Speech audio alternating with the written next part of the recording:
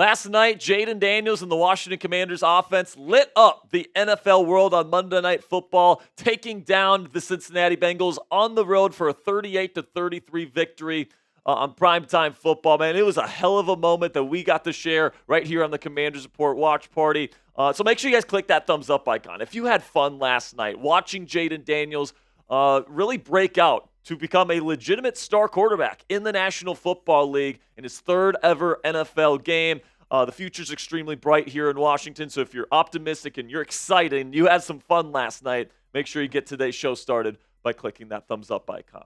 So first up, let's go over the injury here from Austin Ekeler. He did leave last night's game with a concussion. He had a bandage on his ear, which is definitely not a good sign. He did not travel with the team to Arizona. The team is traveling to Arizona this week in preparation for their Week 4 game against the Cardinals on the short week. Ekeler ended up flying back to Washington instead of going with the team. So he is most definitely going to be out this week against the Arizona Cardinals, and that is a pretty big loss because if there's anything that Austin Ekeler has provided for this Washington Commanders offense to this point in the year, it is splash. We saw it yesterday with that touchdown run. We saw it with the efficiency that he brought, not to mention what he's been bringing to the kickoff return team here in Washington with multiple big-time returns. So losing him is a big loss, but listen, man, even when he left, Jayden Daniels had this offense humming, so hopefully this will just be maybe a couple of weeks, maybe just this 1 week. Jayden can go out and get a win here against the Arizona Cardinals here in Week 4, and Ekeler will be back with a vengeance. So listen, man, give some love to Austin Ekeler down there in the comments section to get today's show started. To wish Austin Ekeler a speedy and full recovery, spam those 30s for me down there in the comments section.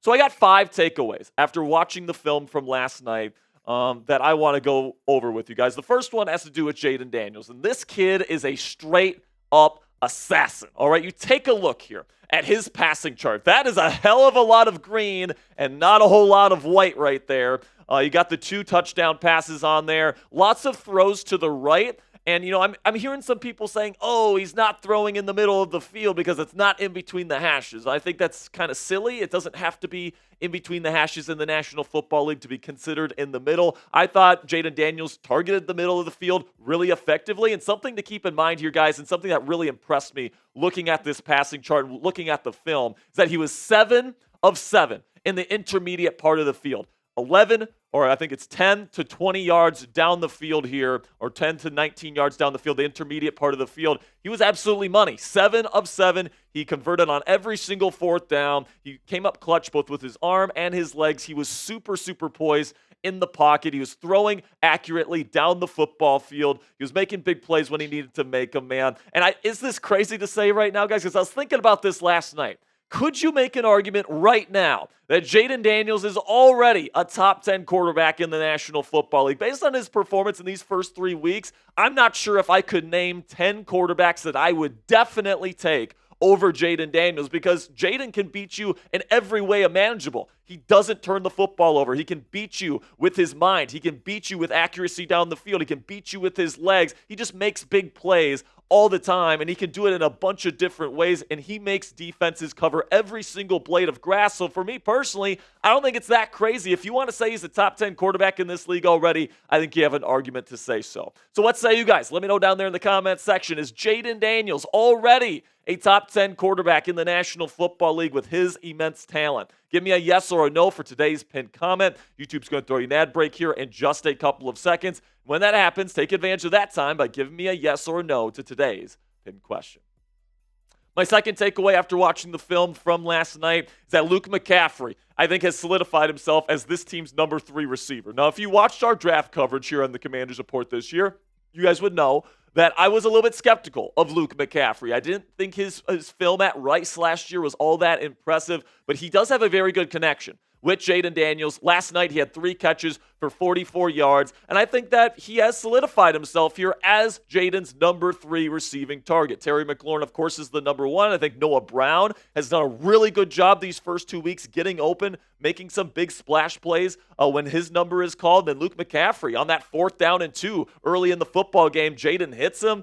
later in the down. He keeps his eyes on him.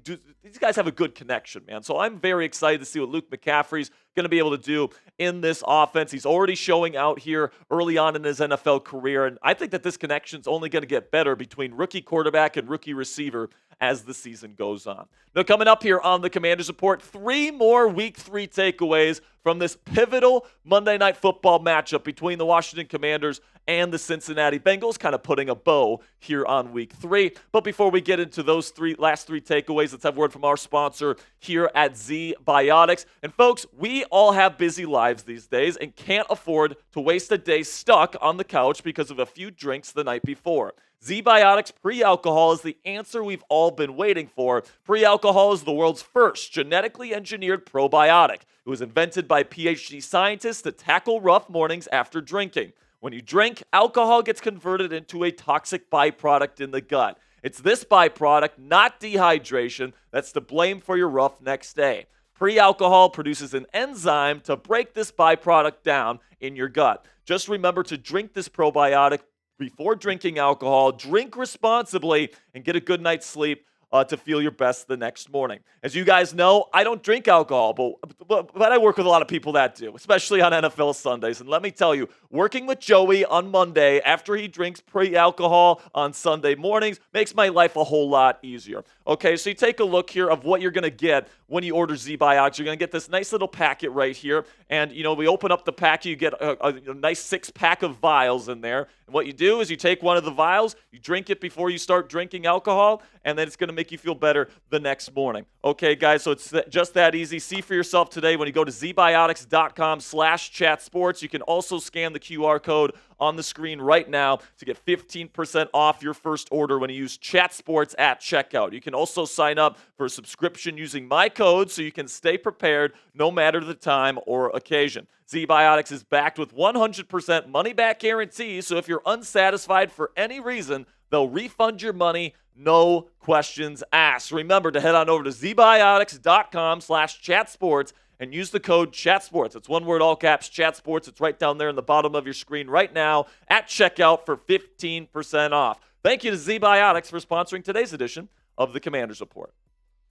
My third takeaway here from this Week 3 matchup after watching the film is that this offensive line might actually be decent. Now, if you guys have been watching the show at all here over the last several months, you guys know I have had my misgivings about this offensive line and how I expected them to perform this year. And I didn't think they had a great performance in Week 1. In Week 2, they were okay. But this week, they really played a lot better. You take a look at where these guys are ranking according to Pro Football Focus grading. Now, Pro Football Focus grading is not gospel, but it's a nice tool to see how this unit is doing. You look at these guys. Cornelius Lucas is ranking 28th out of 74 offensive tackles in this league. That's a starting caliber left tackle right there. Nick Allegretti has done a very good job, ranking in the top third or at the top half, I should say, of guards in this league. Tyler Biadasz, not grading quite as high, 23rd out of 33 centers, but I'm not really worried about Biadasz. He's a longtime NFL veteran. He's going to be just fine. Sam Cosmi's playing very well at 14th.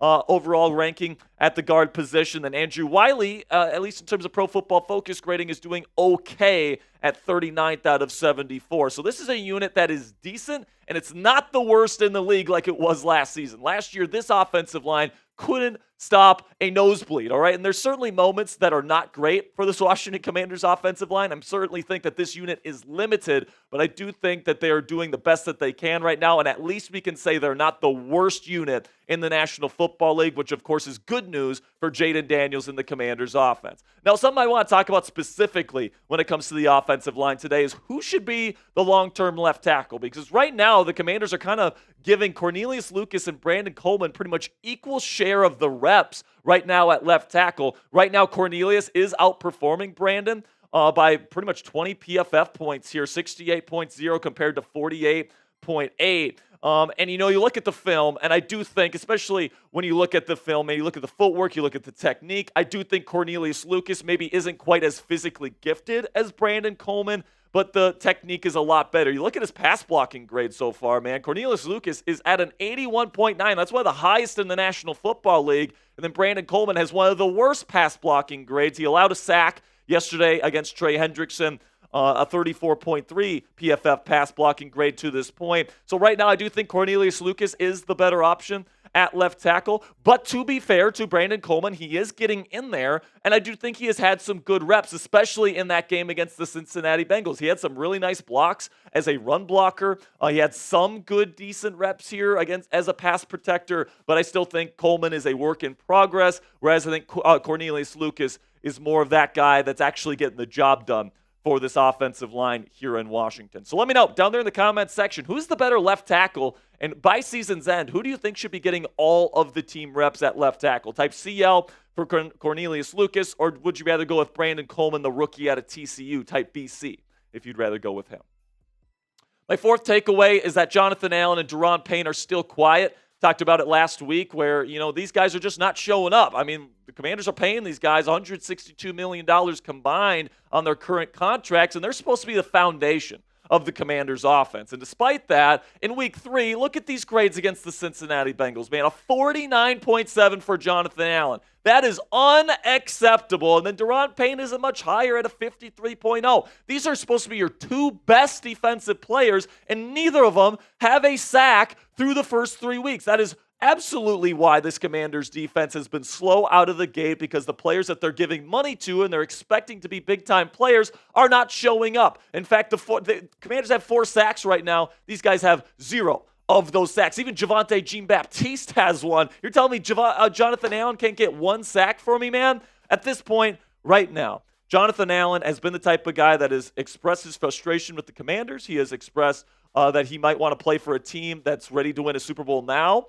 In the past. And you know what? At this point, with the way that he's playing right now, with the contract that he's making, I would almost rather just trade him for another day 2 pick and just load up on these day 2 picks so that Adam Peters and this Commanders team can really load up on young talent in the 2025 NFL Draft. I hope Jonathan Allen can turn it around by the trade deadline. I'm hoping Daron Payne can turn it around this season, but I think as these weeks go on and Jonathan Allen continues to not be productive, I think it makes it more and more likely he's not in the Commanders uniform by the end of the year. Now predict it for me down there in the comments section. Will John Allen be on the Commanders roster at the end of this season, or do you think he's going to get traded? Let me know your answer down there in the comments section.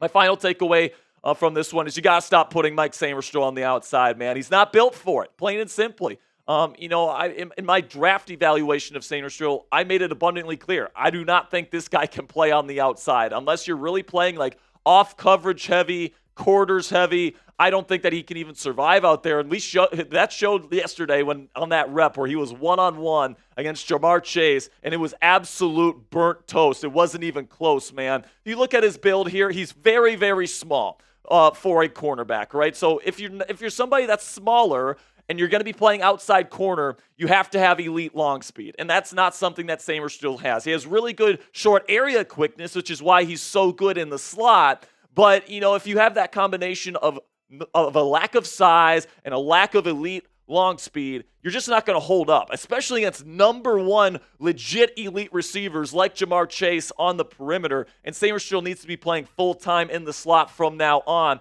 And listen, folks, I cannot believe that I am about to say this sentence right now, but oh my goodness, I am actually so thankful, and thank God Emmanuel Forbes is coming back next week, or at least it looks like he will be back next week. He had thumb surgery a couple weeks ago, and ever since that he has left, I mean, it's not like he was playing good when he was in, but the guys that have been replacing him, Noah Igbinoghene, Michael Davis, Mike Sainristil when he's played on the outside, none of them have been good enough, all right? So getting Emmanuel Forbes back hopefully allows this team to just put Mike Sainristil where he belongs in the slot. He had his best reps of the season last night against the Cincinnati Bengals, blowing up screens, blowing up run plays, doing those things that he's really good at.